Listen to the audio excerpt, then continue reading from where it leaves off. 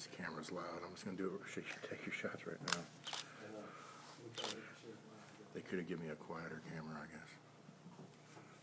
So what we're doing is we're taking one step forward. 31. We need minutes or minute. Minute away. We're like a minute away. Okay.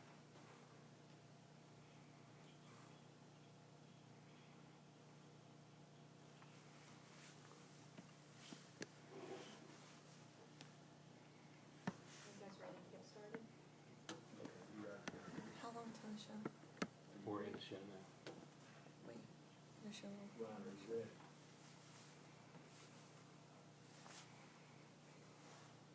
Ryan, are you ready?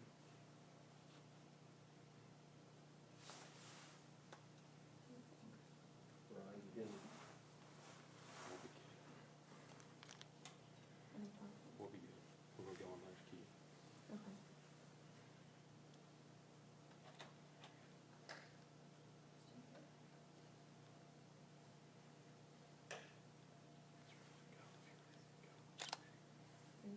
We're good.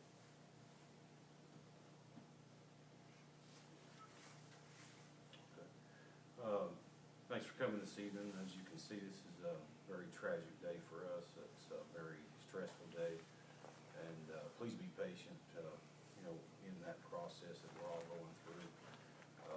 Not only my officers, the officers involved, but the whole employee staff. But today, February 23rd, at approximately 0:25 hours, my deputies responded to 3606 Highway 11W after receiving calls of a check welfare. The check welfare was on a Jackie Scott Pendergrass, which we've not had much prior history at all at that residence. Officers responded. At some point, one of my officers that arrived, right when he arrived, Mr. Pendergrass fired a shot. The officer then retreated towards cover, and deputies responded with fire as well. At some time during the gunfire exchanges, Deputy Steve Hinkle was struck by gunfire, and Deputy Hinkle was transported to a local hospital where he is in serious condition. So we appreciate everybody's prayers in his condition. An overwhelming response of neighboring agencies arrived to assist us in our efforts from all over. We've got Carter County, Hawkins County, Kingsport City, THP, Tennessee Bureau of Investigation, FBI, and I hope I didn't leave anybody out. But numerous attempts were made to negotiate with Mr. Pendergrass, which were unsuccessful. After several hours, entry was made into the residence, and the suspect was found deceased. Deputy Hinkle is a very loved officer here. I've worked with him for many years. He's done every facet of the Sullivan County Sheriff's Office when it comes to corrections, patrol, school resource officer, process, courts. He started corrections in 1986. He was sent to the Law Enforcement Training Academy in 1987, and has spent 27 years with the protection of our community and safety of the citizens of Sullivan County. So Deputy Hinkle's very respected. He's a father, grandfather, brother, and also a brother of our agency, and we love him dearly. And our continued prayers in his recovery at this time are every chance we get. But like I say, he is in serious condition, and that's all I have at this time about him.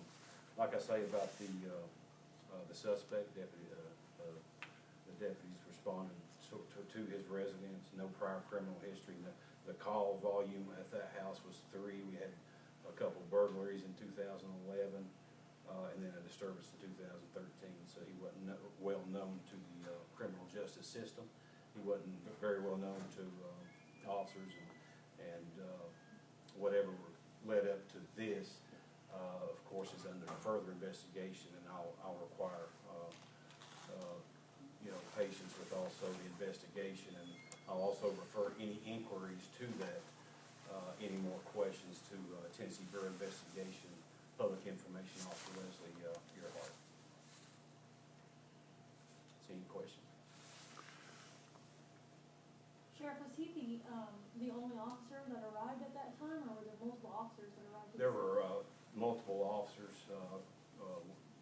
sort of pinned down at one point. But thankfully, we did get Officer Hinkle out of any more harm's way, which takes a lot of effort when somebody's actively shooting.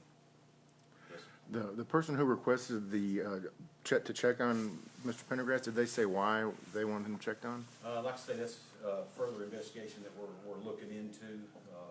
You know, there's a lot of questions that still need to be answered, and I'm referring that on to Tennessee Bureau of Investigation. Anytime there's an officer involved shooting, of course, Tennessee Bureau of Investigation, a neutral, detached agency investigates that. So anything involving what transpired to that, and I'm sure it's still under investigation. So Ms.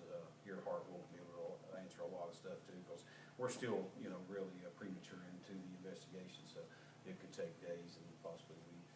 Was anybody else injured on scene? No, that was it. Deputy Steve Hinkle. When they called for backup, how many other officers showed up? I mean, talk about that part of the process when they called for backup. Just a great response, and anybody that's been in law enforcement knows the camaraderie, the brotherhood. There's love for each and every officer that works there. We don't only respond to a violent confrontation like that, we respond as fast as we can get there to protect our officers. And as you can tell, it's a difficult situation. The process these officers are going through are difficult. I respect, you know, any type of prayers and condolences to them and their families as well, because they've been through a lot as well. And at last check, we saw 11W was clear. Is there still anybody out there on scene at this hour around? Oh, yes, ma'am, I'm sure. Was anybody else at home with Mr. Pendergrass at the time Not that at the check? time, not at the time of the check was. Okay, so he was the only person home. And you said he's still in serious condition. Anything else you can share about your deputy? No, like I say, it's serious, and you know, we're gonna keep praying, and it's just a hard time, and you know, we're just wishing for the best. Is that it? Anybody have any questions? Any other questions? Okay, thank you. Thank you.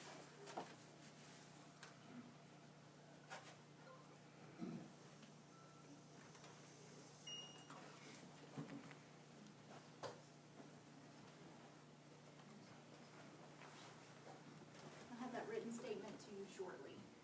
And again, if you have any questions, feel free to touch base with me at tbi.media.